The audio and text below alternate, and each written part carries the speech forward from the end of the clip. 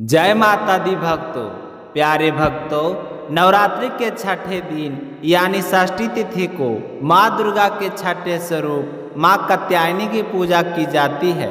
शास्त्रों में वर्णन है, या देवी सर्वभूतेषु माँ कात्यायनी रूपेण संसिता, नमस्तस्यै नमस्तस्यै नमस्तस्यै नमो नमः। बारंबार प्रणाम है माँ, उस माँ को जो अपनी करुणा और शक्ति से संपूर्ण संसार का पालन करती है। माँ कात्यायनी का स्वरूप अत्यंत दिव्य और तेजस्वी है। उनके चार भुजाएं हैं, दाहिने हाथ में वड़ और अभय की मुद्रा है जिससे वे भक्तों को आशीर्वाद देती है। बाएं हाथ में एक तलवार धारण किए हैं और दूसरे में कमल का पुष्प सुशोभित है। उनका वाहन है सिंह, जो पराक्रम और निर्भयता का प्रतीक है। उनके शरीर का रंग सोने की धातु जैसा चमकदार बताया गया है। माँ पीले वस्त्र धारण करती है और रत्न जटित आभूषणों से सुशोभित रहती है। उनके मुख पर सदैव करुणा और स्नेह की झलक होती है। शास्त्रों में कहा गया है कि माँ कात्यायनी हमारे आज्ञा चक्र को जागृत करती है। उनकी उपासना से विवेक, शांति और आध्यात्मिक शक्ति प्राप्त होती है। देवी कात्यायनी की कथा पौराणिक मान्यताओं के अनुसार ऋषि कात्यायन बड़े तपस्वी महर्षि थे। उन्होंने कठोर तपस्या करके माँ भगवती से यह वरदान मांगा कि देवी स्वयं उनकी पुत्री के रूप में जन्म ले। उनकी भक्ति से प्रसन्न होकर माँ भगवती ने वचन दिया और समय आने पर महर्षि कात्यायन के घर पुत्री रूप में अवतरित हुई। इसी कारण वह स्वरूप कात्यायनी कहा लाया। उधर पृथ्वी और देवलोक पर महिषासुर नामक असुर का अत्याचार बढ़ता ही जा रहा था, तो महिषासुर को वरदान मिला था कि कोई पुरुष उसका वध नहीं कर सकता। इसी कारण वह अजय होकर देवताओं को भी परास्त करने लगा। देवताओं ने भगवान विष्णु, महेश और ब्रह्मा जी से सहायता मांगी। तब त्रिदेवों के तेज से एक अद्भुत दिव्य नारी प्रकट हुई।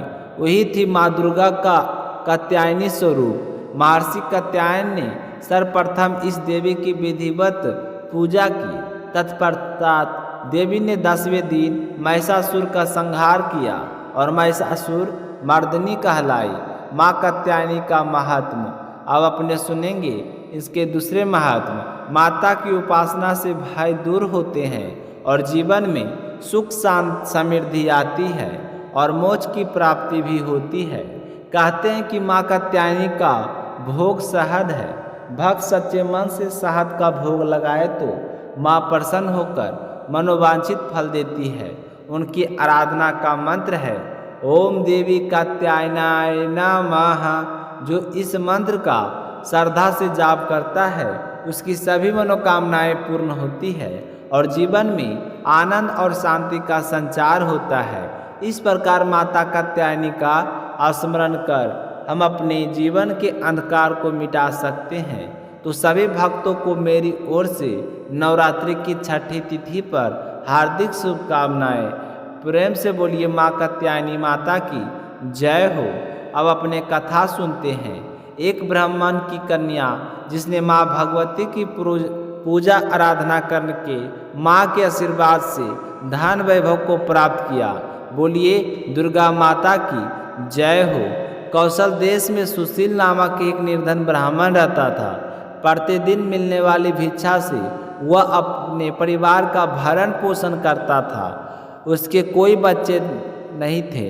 प्रातः काल वह शिक्षा लेने के लिए निकलता और सारा काल होती तब लौटकर घर आता था। देवताओं, पितरों और अतिथियों की पूजा करने के बाद में आश्रित जन को खिलाकर स्वयं भोजन करता। इस प्रकार शिक्षा को वह भगवान प्रसाद समझकर स्वीकार करता।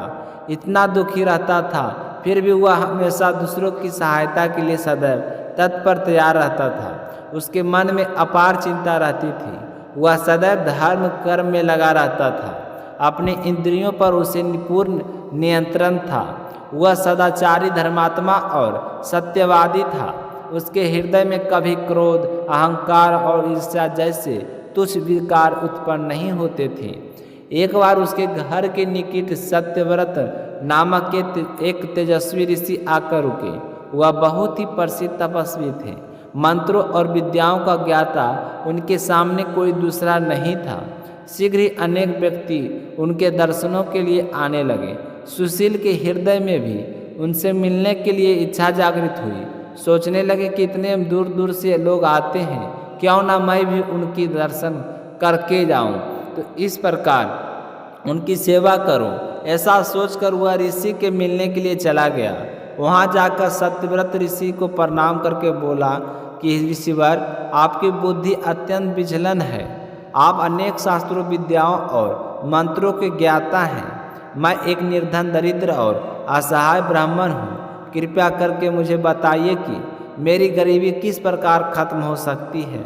इस तरह पूछते हुए सत्यव्रत ने कहा कि हे मुनिवर, आपसे यह पूछने का केवल इतना ही अभिप्राय है कि मुझ में अपने कुटुंब का भरण पोषण करने की शक्ति आ जाए। धन अभाव के कारण मैं उन्हें समुचित सुविधाओं और सुख नहीं दे पा रहा हूँ जिसके वह हकदार है। मुझसे वह इच्छा रखते हैं कि मैं उनकी ज़रूरतों को पूरा करूं। हे दया निधान, तपदान, व्रत मंत्र अथवा जाप, आप ऐसा कोई उपाय बताने की कष्ट करें जिससे मैं अपने परिवार का यथोचित भरण पोषण कर सकूं। मुझे केवल इतने ही धन की अभिलाषा है जिससे कि मेरा परिवार सुखी हो जाए। ब्राह्मण की सारी बात सुनने के बाद में सत्यव्रत ने सुशील को भगवती दुर्गा की महिमा बताते हुए नवरात्रि व्रत करने का परामर्श दिया। सुशील ने सत्यव्रत को अपना गुरु बनाकर उनसे माया बीज नामक भुवनेश्वरी मंत्र की दीक्षा ली। उसके बाद में नवरात्रि का व्रत रखकर उस मंत्र का नियमित जाप आरंभ कर दिया तथा भगवती दुर्गा की श्रद्धा और भक्तिपूर्वक आराधना की। इस हुआ 9 वर्षों तक प्रत्येक नवरात्रि में भगवती दुर्गा के माया बीज मंत्र का निरंतर जाप करता रहा और सुशील की भक्ति से प्रसन्न होकर 9 वर्ष की नवरात्रि में अष्टमी की आधी रात का देवी भगवती साक्षात प्रकट हुई और सुशील को उसका अभिष्ट वर प्रदान करते हुए उसे संसार का समस्त वैभव, ऐश्वर्य और मोक्ष प्रदान किया। इस प्रकार माँ भगवती ने प्रसन्न होकर अपने भक्त सुशील के सभी कष्टों को दूर किया और उसे अतुल धन संपदा, मान सम्मान और समृद्धि प्रदान की। तो आइए अब अपने सुनते हैं पुरुष भोले शंकर की आदि माँ शक्ति भगवती की अवतार देवी सती की कहानी। इस कहानी को नवरात्रि के दिनों में अवश्य सुननी चाहिए। तो ये सुनेंगे हम कल की वीडियो में। तो मिलते हैं कल की वीडियो में, तब तक अपना ख्याल रखिएगा और कमेंट में जय माँ दुर्गा जरूर लिखिएगा।